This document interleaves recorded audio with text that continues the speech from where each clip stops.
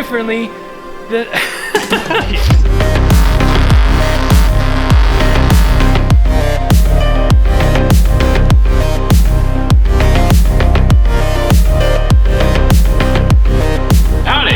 My name's Quag, and this is my 500 horsepower 1971 Ford F100.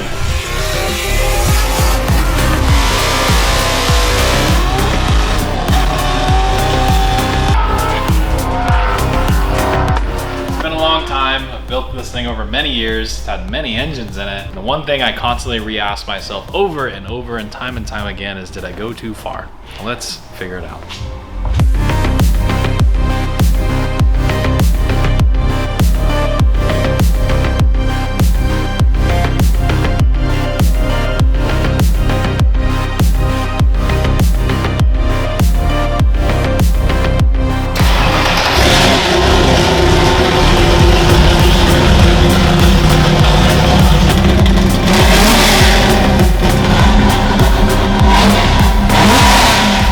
Give him my key.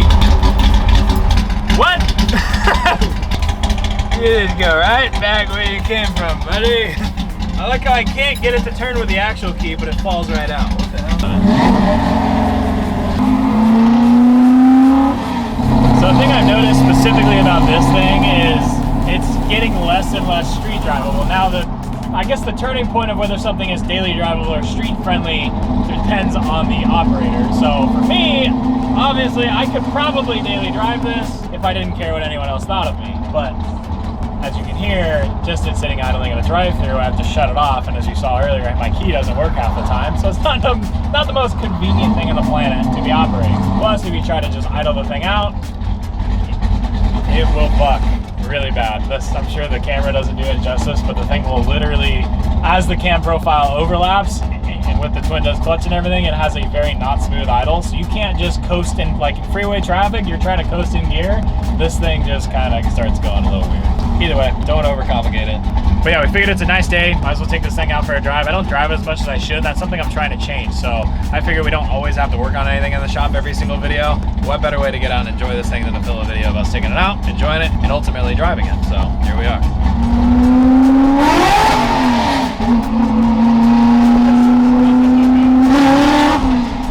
Jeez. It's so much fun though. I can't get over it.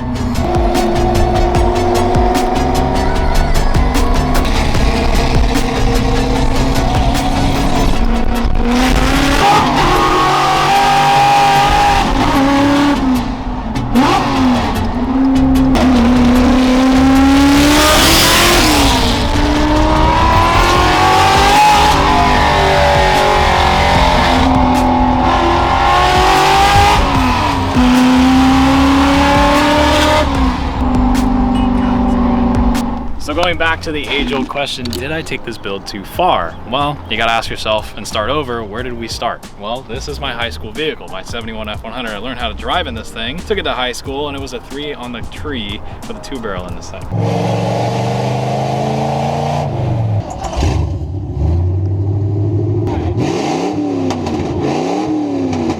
Total grandpa truck, and from there I wanted nothing more than a NASCAR inspired street truck, which is essentially what I have right in front of me. But once you have it, you realize this is actually what you wanted. I think everyone can agree when they say that I built one hell of a character with this truck, and has definitely made a name for itself with what you see on the internet of different people making videos of it. It's basically made its rounds on the internet with not only the way that it sounds, but the way that it looks. And that's a creation of my own, and I'm very, very proud of that. And the one thing I think I want to dial in on this thing is just making it a little more friendly to drive, because one thing that was brought to my attention by my buddy Bryce was, hey, you should come to the East Coast Power Tour with us, and I realized I don't know if this truck would do it. So the one thing you guys are all very familiar with this truck is the engine I built for it. It's a very high compression, well not very, but streetable compression, just shy of 12-to-1, pump gas motor, makes over 500 horsepower with a carburetor. And it's still a 302, it's not a stroker, it doesn't have a forged crank, it doesn't have all these crazy things that a lot of people think it has. It doesn't have boost, it doesn't have nitrous, it doesn't have any of that. And it's very raw, it was designed and built by me, machined by my buddy Ethan over at JBA Speed Shop. When we put this motor together, or I put this motor together, it did exactly what I wanted it to and exactly what I engineered it to do. However, I didn't accommodate for one small detail, and that was the actual creature comfort of my own.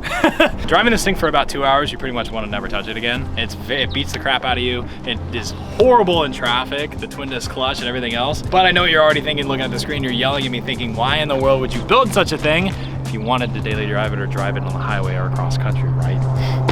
So the one thing that I constantly am going to ask myself is, can you build a vehicle that can not only be either daily driven or driven across country that has this caliber of a drivetrain in it? And the answer is definitely yes.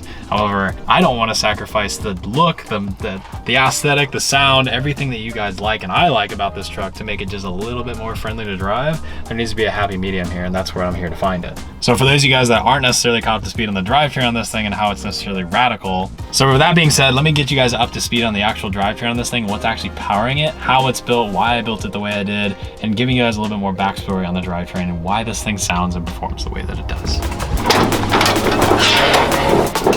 All right, so this is the engine and the drivetrain of this truck. And I know you guys might have seen the Autotopia video and some of the other videos I've done on this truck, and they've covered it in great detail. However, I think obviously in my video, I'm gonna cover more of the internals and why I did what I did. So essentially the goal with this engine was something that was NASCAR inspired. So a lot of guys give me crap saying, oh, it's not a real NASCAR engine, it's not this, it's not that. Obviously, you're not gonna drive a dry sump, race gas, 15.5-to-1 race motor on the street.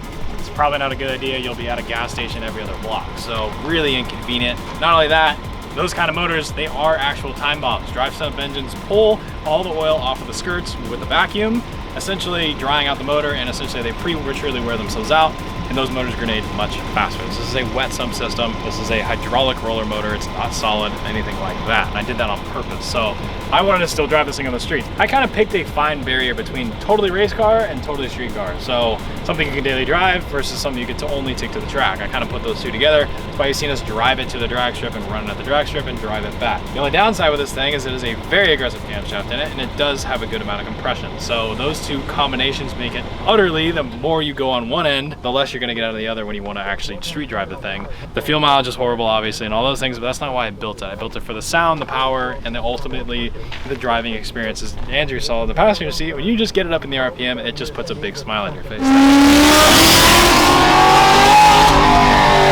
That's the real reason that I put the thing together.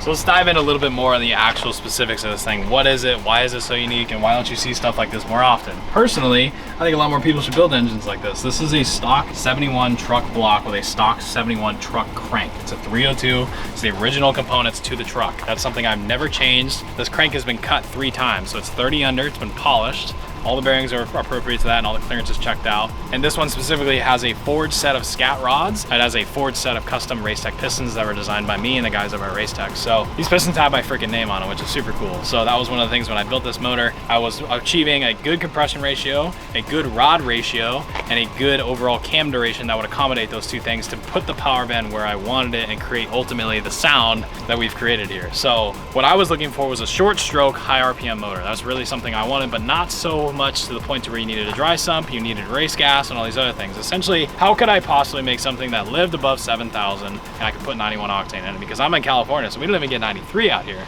So even more so, I had to be careful with this. So that's where putting that short block in combination with the AFR top end that's on this thing really worked in harmony. So this has an AFR Renegade port match set of cylinder heads on it. These are only the 185s. These are not 195s. These are not 205s. A lot of people think they're way bigger.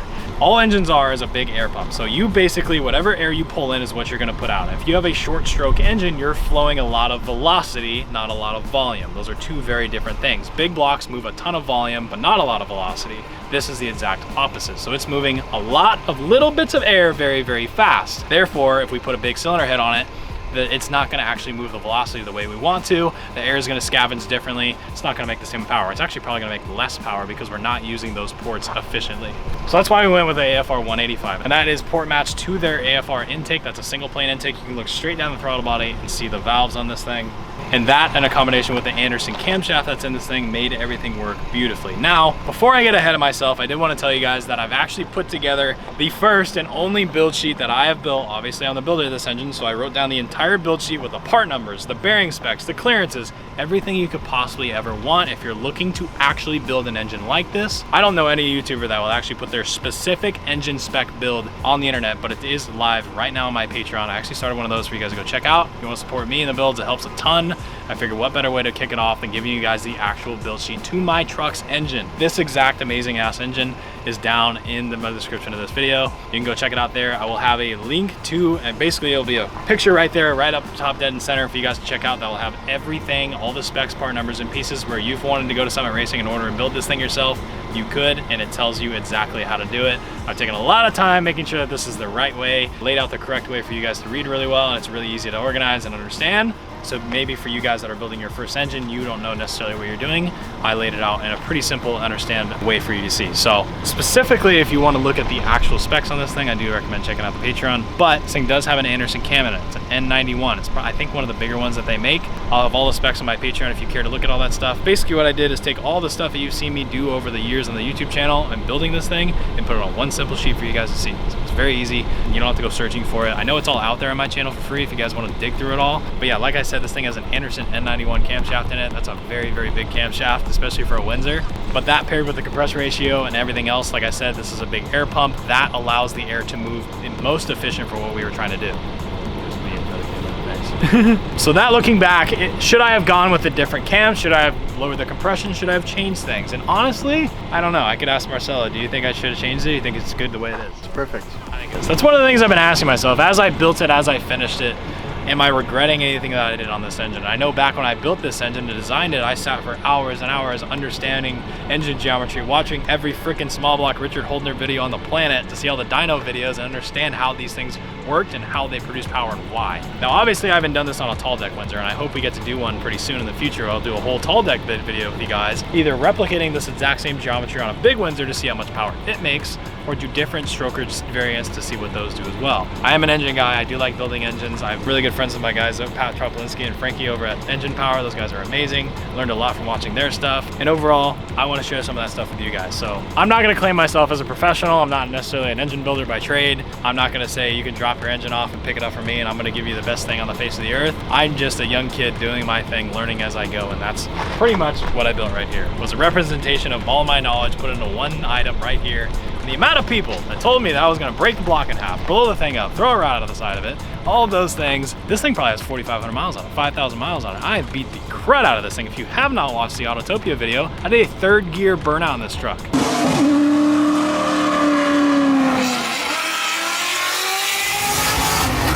And it took it. It doesn't care. It just sits there. It was 102 degrees out that day, and this truck sat at 175, mind you. 175.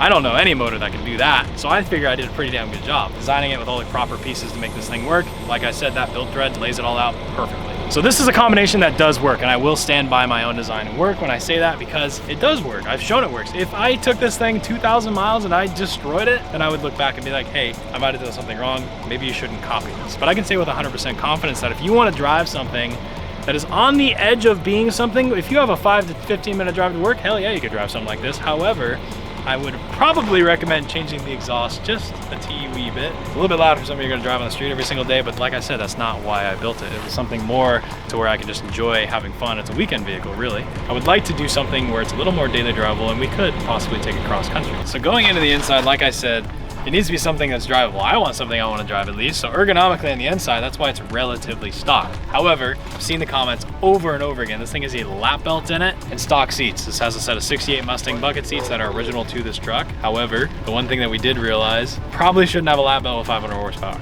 Definitely something we're going to be changing. So that, along with putting some sort of a harness bar to have a 5-point in it, something we should definitely put on our to-do list, because I've seen a lot of you guys commenting, I don't want to go through the windshield. Probably not a good idea. Other than that, I think relatively the pedals are all stock. Everything in the truck is pretty much stock, besides the twin disc McLeod clutch that we have in this thing, as well as the TKX transmission behind it. So all that, along with the drivetrain underneath, aesthetically it looks mostly stock, but everything underneath has been all modified, and that's really one of the things that I wanted to do with this truck. But yes, safety has definitely been in the back of my mind on this. Now that it's relatively done in V1, we definitely need to go back and fix a couple things and change a couple things. So that's definitely on our to-do list, is take all of the beautiful work that you did putting the truck back together, yes, and start all over again. So aren't you happy? Aren't you excited? I'm really happy how it turned out. Yeah, no, it came out great. Now Came out really good. And we get to redo it all again. Yeah. So yeah, So that kind of leaves us, what next? What with this truck would you change? What would I change necessarily? The only thing, like I said earlier in the video, which I'll recap as we drive back, is the little bit of like a 2-stroke dirt bike. The accelerator pump on this carburetor, the secondary cams come on at 8th throttle. This was an E85 body,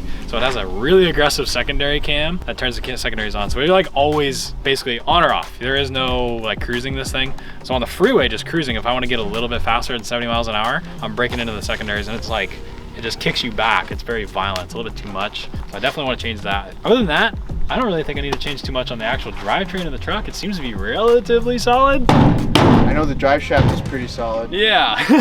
Yeah, so this thing inside, it has a McLeod twin disc RXT clutch. It's rated for over 1,000 horsepower because you guys know I like to do my burnouts. And then behind that, we have a Tremec TKX from the guys over at Silver Sport. And behind that, putting all the power to the rear wheels, is a carbon fiber drive shaft from the guys over at QA1. And that thing's awesome because it's designed to actually shock, twist, and load and not shatter. It literally twists, dampens, and springs back and kicks you out even harder. So instead of just blowing the tires and shocking the driveline, it dampens the load and springs it back, which is something that I've never seen in a driveline component before. Normally you would think if something twists, it's gonna kink, shatter, or explode. It doesn't. This drive shaft's rated for, I think, upwards of 2,000 horsepower, which is super wild. And you guys saw it when I did that 3rd gear burnout. It took it like a champ. So super stoked about that. It's got the billet yokes on it. It works really, really well. But overall, I don't necessarily, asking the question again, did I overbuild the thing? I don't know if I did. Did I overbuild it? You think it's too much? It's good for what it is. Yeah? Yeah. Yeah, I think it's fun. It's fast. I think for me, I want to always, if I don't drive something, I don't like it. So any car that I have that sits in my lot that I don't use, or something in my house that's rotting away, I would rather sell it to somebody that's going to use it than it just sit there. So for me, if I don't want to drive this truck, then I need to change something, because I'm not selling it, but it needs to be something that I want to drive. And I do, but there's just these little bits in here that we definitely want to change. So I guess moving forward, if we want to see working and building content with this thing, what do you guys want to see specifically of me actually changing or working on this truck? We still got a dyno video. We have not once in my life spun this thing on the street past 7,000 RPM. And that's something I wanted to do, and to put it on the dyno to get its final proper dyno tune day, which will help with the accelerator thing, which that will help with the secondary cam on the carburetor, and then actually hearing the thing pass 7,000 on the street for the first time. So every video on the internet you've heard, the rev limiter says 6,500. Everyone thinks this thing turns 7,000 to 8,000 RPM. It's capable of it. We turned 76 on the dyno. I have overlays right here of that. However, haven't done it on the street because your boy doesn't want to break it. But it should actually live at that. It should have no problem. It made peak power at 72. We're not even at peak power yet. So everything you've seen, it's making like 430 horse when this thing put over 507 on the engine dyno when we dynoed it. So that's kind of where we're at. I think that's pretty much where I want to be with this thing. Like I said, we need to change a couple small things, but let me know down in the comments what you guys want to see us do, work on, change, video ideas, things that you guys want to see us do with the truck. I was thinking about doing a drag racing series where we actually put slicks on the thing, some Caltrax bars so it doesn't axle hop so bad, and racing me and a bunch of my friends' cars and getting some oddball, more relatable sub. Let's get rid of the Hoonigan style 1,000+ horsepower cars that nobody could ever obtain. It's not realistic. I want to get the sub 500 horsepower guys out here with your daily drivers, the Mustangs, the 5.0s, the Hellcats, you know, your BMW buddies. What car could stand up against this truck? It's not a drag truck, which makes it even more fun. So I don't know. I think it'd be a cool video idea. You can let me know down in the comments if you guys want to see that kind of stuff. And overall, let's get back in it and go take it for another drive.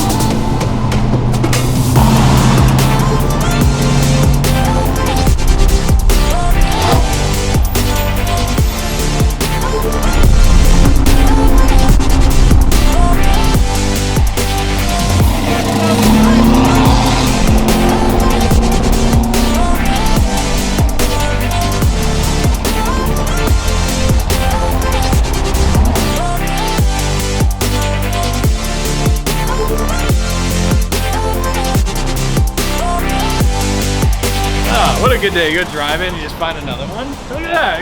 Same here too, I think. Yeah, I think so. Oh, that's 71. Yeah. You drive this thing.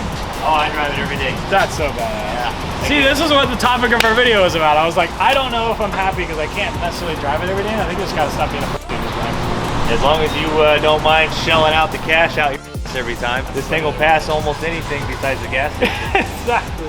That's weird.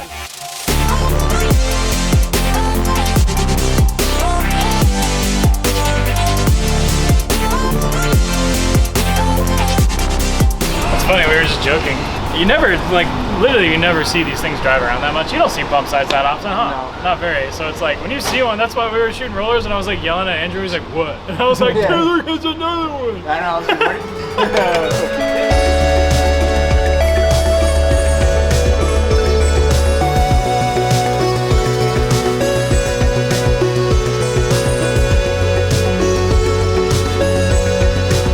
This is the comparison if it's actually daily durable. You get 10 gallons for 50 bucks. Is it worth it? I think so. Although it's doesn't, whether you're rich or not, it's still expensive. Aren't you like that? Yeah.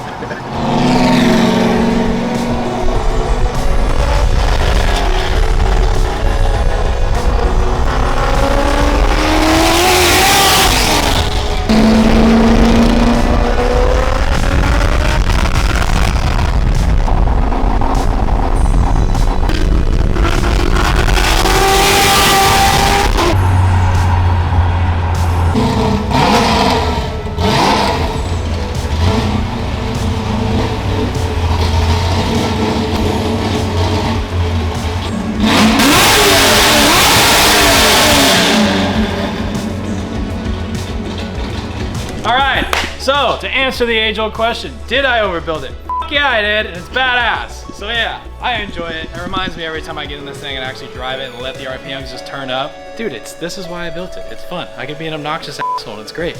Because the old lady next to me can't get enough of it. She's just looking at me the whole time. She loves it. She's having a great time. She even waved differently than... I don't even know. Just continue. The old lady. The old lady waved at me. Anyways, yeah, ton of fun. Either way, I just remind myself of why I built this thing. It's not to be a daily driver necessarily. Could I? Yes, and I think, like I said earlier, adjust the secondary cams on the carburetor and we'll be pretty much good in terms of drivability, so I can actually stay in the 2-barrel area a little while longer instead of just immediately going 4-barrel. That's definitely hurting this thing. It gets like single-digit miles to the gallon. It's like 50 bucks every single time I drive it. That's the biggest downfall right now. And then let's get some safety equipment in it. I think having something more over the shoulder, race seat, harness, whatever, at the very least. And then, to be honest, I think we should put power steering in it. I think that would be Yes.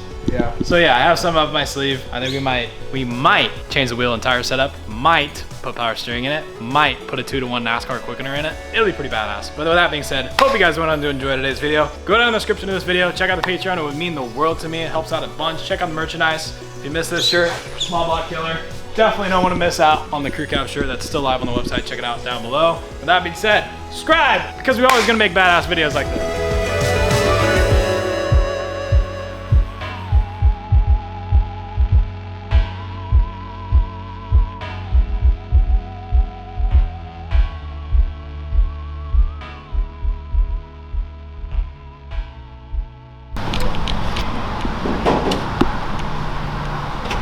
What'd you do? I spilled orange juice on me.